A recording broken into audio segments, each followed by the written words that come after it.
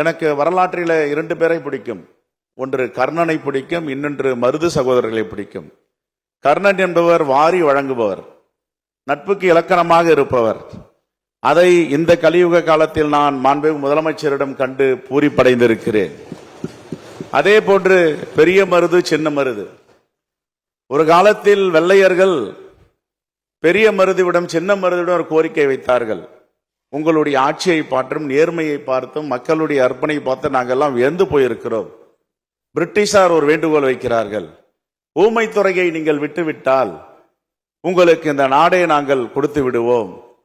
உங்களுடைய வீரத்தின் மீது நாங்கள் எல்லாம் மிகப்பெரிய அபிமானிகளாக இருக்கிறோம் என்று.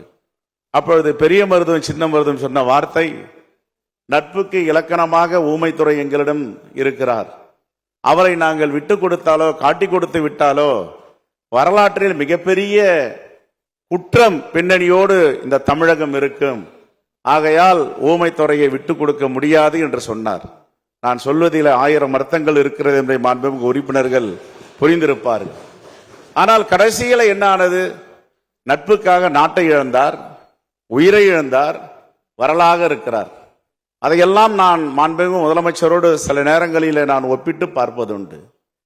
தமிழ் தேசத்திற்காக, தமிழ் மண்ணுக்காக எவ்வளவு பெரிய எதிரி வந்தாலும் தோழமைக்காகவும் இந்த மக்களுக்காகவும் தலை நிமிர்ந்து தமிழ்நாட்டை வழிநடத்தி செல்லுகிறாரே, அதுதான் இந்த கலியுக காலத்தில் நாங்கள் எல்லாம் இப்படிப்பட்ட முதல்வர் தலைமையில் பணியாற்றுவதில் பெருமைப்படுகிறோம். அவருடைய காலத்தில் இன்னொரும் சிறப்பு, மகாத்மா காந்தி பெயரை தாங்கியுள்ள காந்தியும் இந்த அவையில் இருக்கிறார். பண்டித ஜவஹர்லால் நேரு பெயரை தாண்டிய நேரு அவர்களும் இந்த அவையில் இருக்கிறார். முத்தமிழறிஞர் கலைஞர் பெயரை தாங்கிய கருணாநிதியும் இந்த அவையில் இருக்கிறார்கள். அண்ணாதுரை இருக்கிறார், ராமச்சந்திரன் இருக்கிறார். ஏன் நம்முடைய முதலமைச்சர் பெயரை தாங்கிய ஸ்டாலின் அவர்களும் இந்த அவையில் இருக்கிறார்கள்.